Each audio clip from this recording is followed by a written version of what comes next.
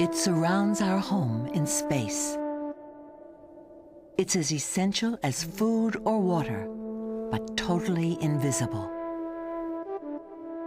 Without it, we would die in minutes. Explore how we depend on oxygen, the breath of life. Next on Body Atlas.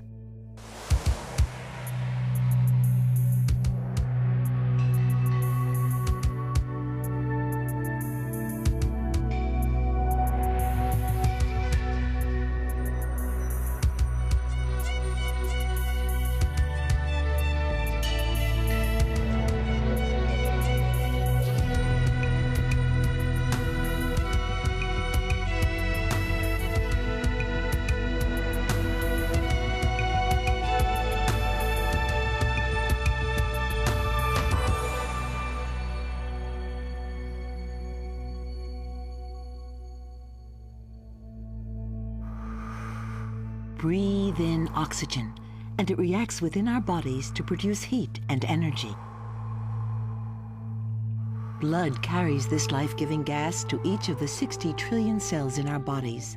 It picks up a new supply of oxygen from the lungs with every breath.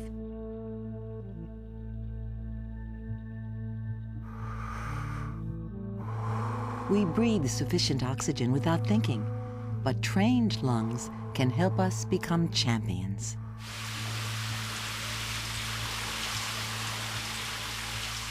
John Fitzgerald is a champion, a world-class swimmer. The timing and control of his breathing are essential to his performance in the water. Years of training have put his body in top form. His muscle cells will need many times their normal supply of oxygen if John is to successfully compete in a 1,500-meter crawl against the clock. Lungs are a miracle of evolution, designed to put the maximum amount of oxygen into our blood. They fill 90% of the chest. Millions of branching air passages make the lungs light and spongy.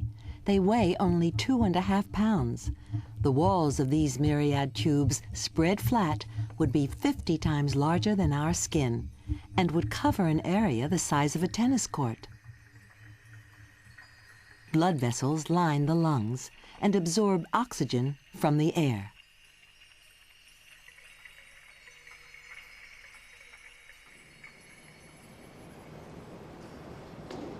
All life began in the oceans. Oxygen, dissolved in water, allows fish to breathe through their gills. Air contains 50 times more oxygen than water, and our lungs have evolved to take advantage of this plentiful supply. We all experience part of this evolution at birth, when we leave the watery confines of our mother's womb.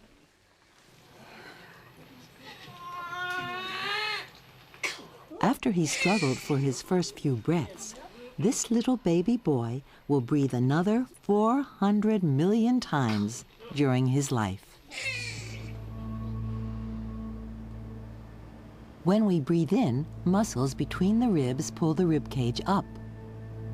A dome-shaped muscle below the lungs, the diaphragm, moves down. Both actions expand the lungs. It's a superbly reliable machine. When we breathe out, we simply let the muscles relax, and air is automatically expelled from the lungs.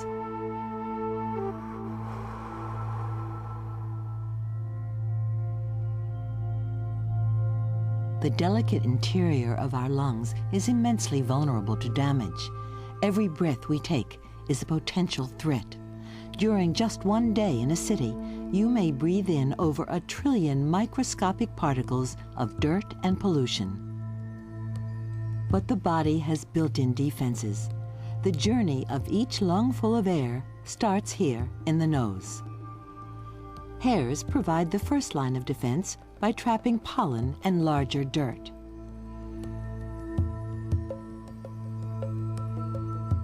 Higher up, the inside of the nose is coated with a moist membrane.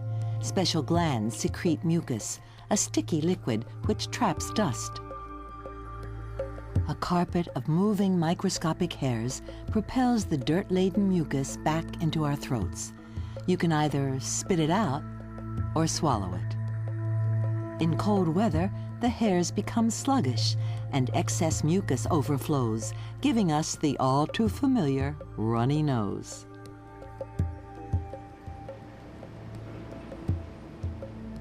The narrow passages of the nose slow down the rate at which we can take air into our lungs.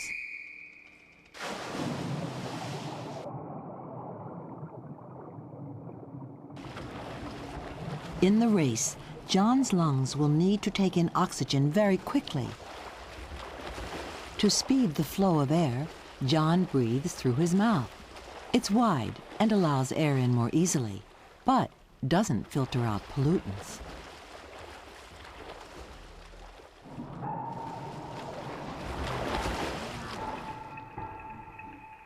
The passages from mouth and nose join at the back of the throat, just above the larynx or voice box. This is the gateway to the lungs, and it's protected by a tough flap, the epiglottis, that prevents food or water from going down the wrong way. Tense the vocal cords, and we can create sounds and speech that are shaped by the mouth and the bones of the skull.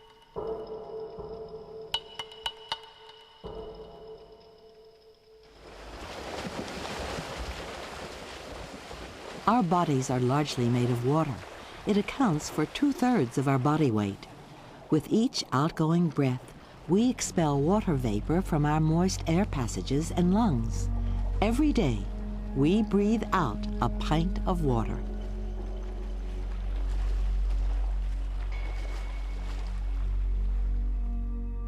Below the voice box, our windpipe is reinforced with stiff rings of cartilage to keep it permanently open. It's also carpeted with microscopic hairs, acting as a conveyor belt that carries dirt-laden mucus back up to the throat.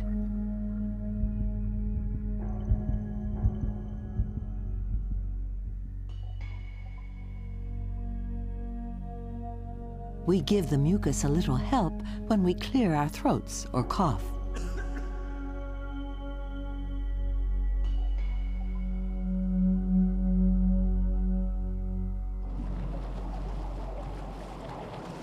Our lungs may keep us alive, but they also come in handy for other less vital tasks.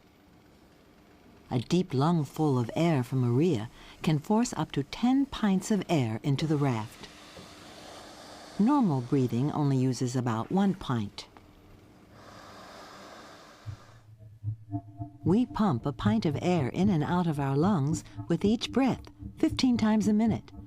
During an average lifetime, 13 million cubic feet of air passes through our lungs, enough to fill a football stadium.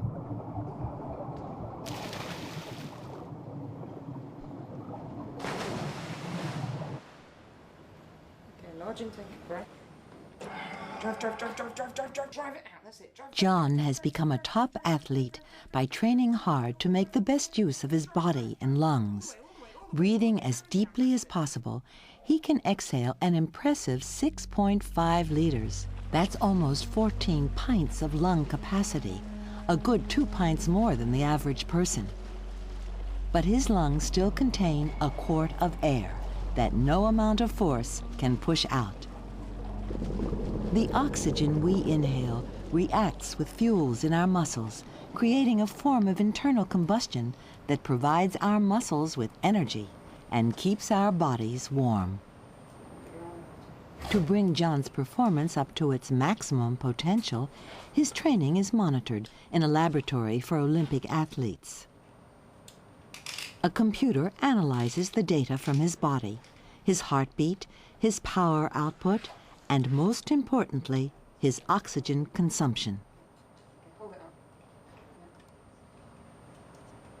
on. Right, 3, 2, 1, go.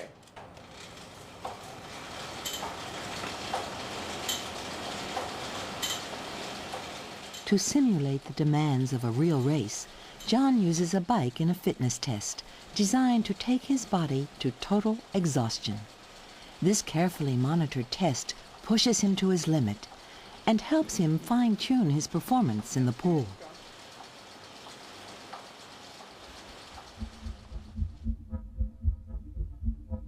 Each breath is forced down through a labyrinth of tubes inside the lung.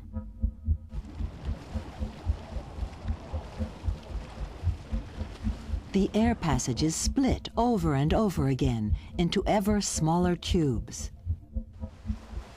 In his race, John must pace himself, using each breath as effectively as possible. The efficient transport of air to and from his lungs is critical if he is to win. As John works harder, his consumption of oxygen rises. With each breath, the lungs take in 100 billion trillion molecules of air.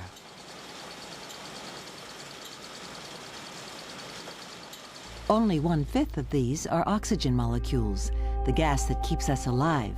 The rest are mainly nitrogen molecules, an inert gas that flows in and out of our lungs unchanged.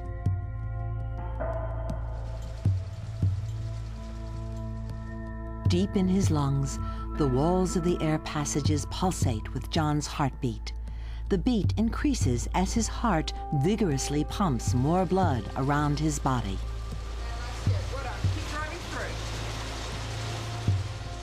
John's blood is quickly stripped of oxygen as it pounds through every blood vessel in every straining muscle. It's hungry for oxygen when it returns to his lungs.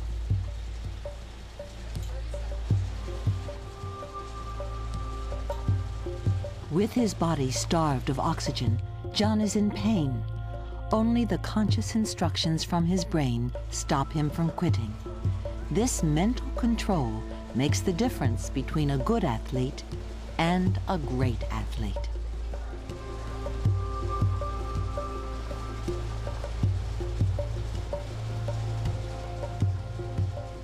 The branching maze of air passages ends in tiny tubes, each draped with miniature airbags, the alveoli. We each have 700 million of them. The alveoli mark the end of the road for the inhaled air. This is the inside view of one of the alveoli. Only 1/100th of an inch across, its walls are only a few millionths of an inch thick, so oxygen can diffuse straight from the air into the surrounding blood vessels.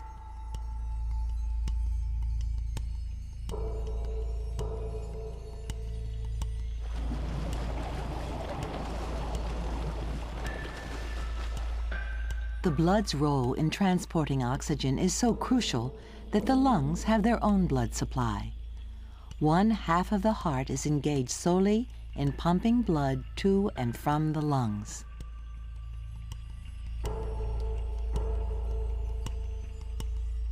An intricate network of tiny vessels carries blood depleted of oxygen to the alveoli. This is one of the densest networks of blood vessels anywhere in our bodies. Tiny capillaries are wrapped tightly around each individual air sac.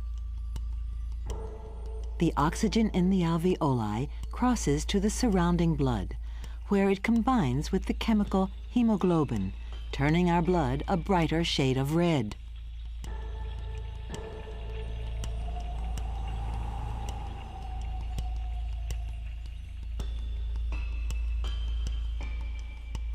Because oxygen doesn't dissolve well, hemoglobin is essential to our survival.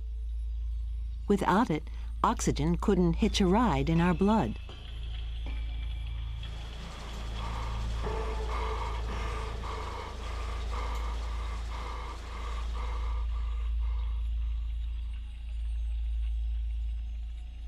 Without hemoglobin, our blood would not carry enough oxygen to keep us alive, even when we're resting, let alone during vigorous exercise.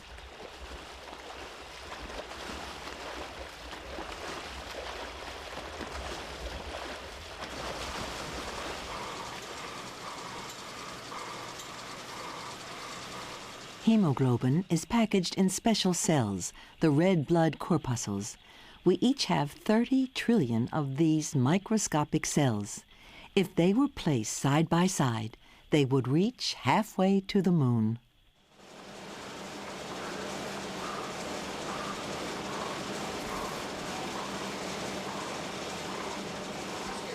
Racing through John's body, hemoglobin readily donates oxygen to his muscle tissue.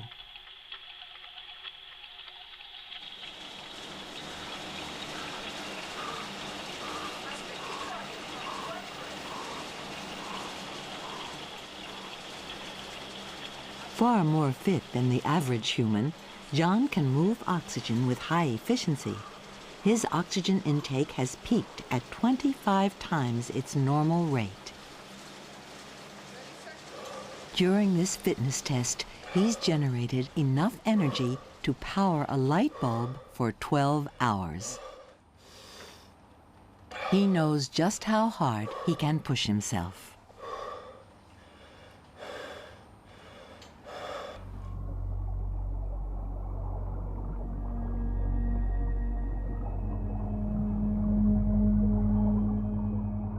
As the fuel in John's hard-working muscles combines with oxygen, it creates a waste product, carbon dioxide.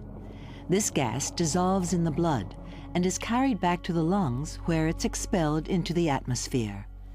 The gas we exhale is 100 times richer in carbon dioxide than the surrounding air.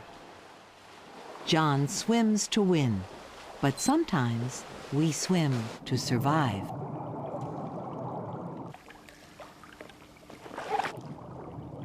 Our bodies can hold only a limited amount of oxygen in our lungs and in our bloodstream. Unless Maria reaches the surface, she'll black out in just 2 minutes.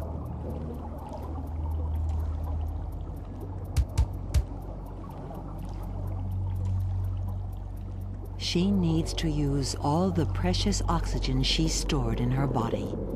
Her brain is the most sensitive to the falling level of oxygen. We can survive without eating or drinking for days, but to live, we must keep breathing.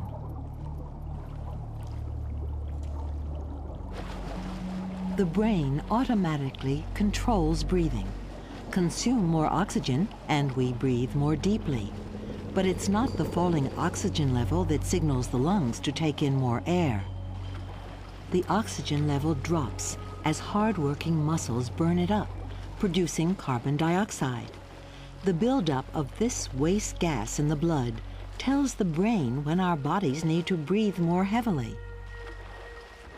The carbon dioxide triggers an alarm in the base of the brain, automatically stimulating nerves that control the chest muscles and diaphragm. For a short time, you can consciously override this breathing reflex, but it's impossible to suffocate yourself by holding your breath. If you lose consciousness, the automatic reflex starts up again.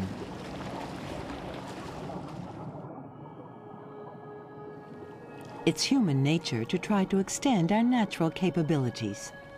A snorkel gives us the ability to breathe underwater.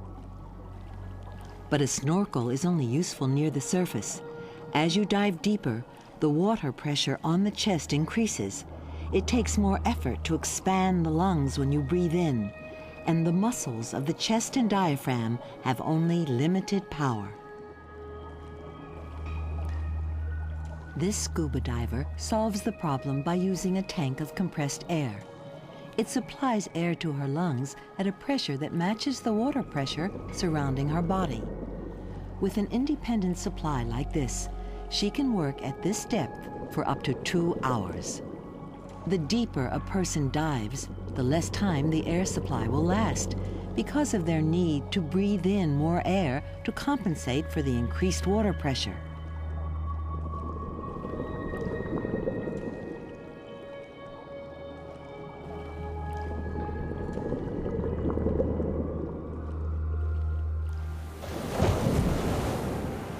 Divers can work as deep as 1,000 feet, where the pressure is almost 500 pounds per square inch. The low pressure at high altitudes causes problems too, due to lack of oxygen.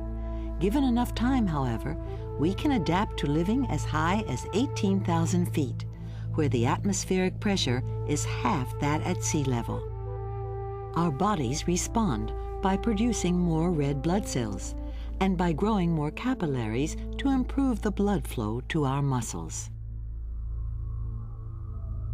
Above 30,000 feet, air is far too thin to breathe, so the inside of an aircraft is pressurized. In the unlikely event of a loss of pressure, passengers would suffer from oxygen starvation. In this simulation of a sudden pressure drop, water vapor condenses to a fine mist. Our volunteer in this experiment has been effectively shot up to 24,000 feet in just 3 seconds.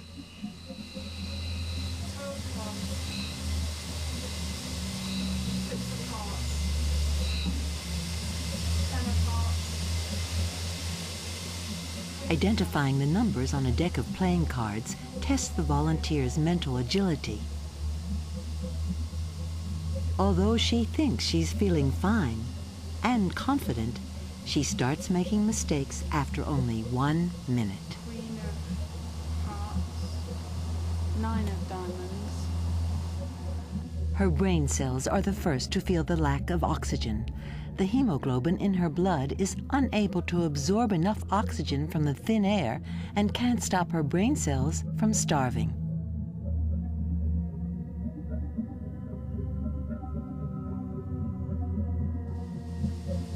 While our logical higher brain is the first to deteriorate, our primitive lower brain sustains breathing and heartbeat as long as possible. Before our volunteer becomes unconscious, she's given the cure, pure oxygen, as she would on a real flight. In this experiment, the room pressure is lowered to simulate how increasing altitude lowers the boiling point of water. At a pressure equivalent to 60,000 feet above sea level, our blood would boil at body temperature.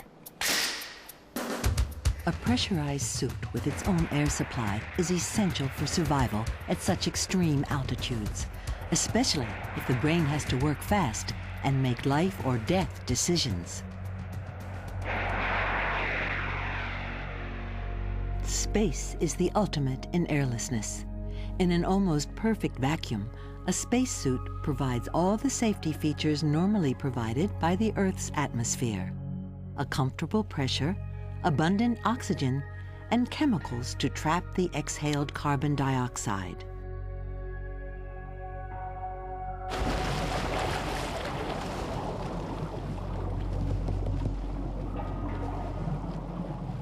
John has swum almost a mile. Now he goes into his last turn.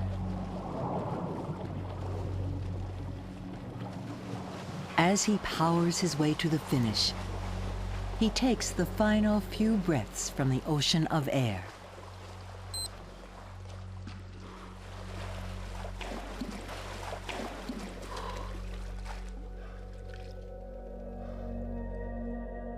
He has stripped the air of its oxygen to burn the fuel for his muscles. Oxygen is an essential part of Earth's thin mantle of air, forever nurturing its fragile cargo in a cycle as old as life itself.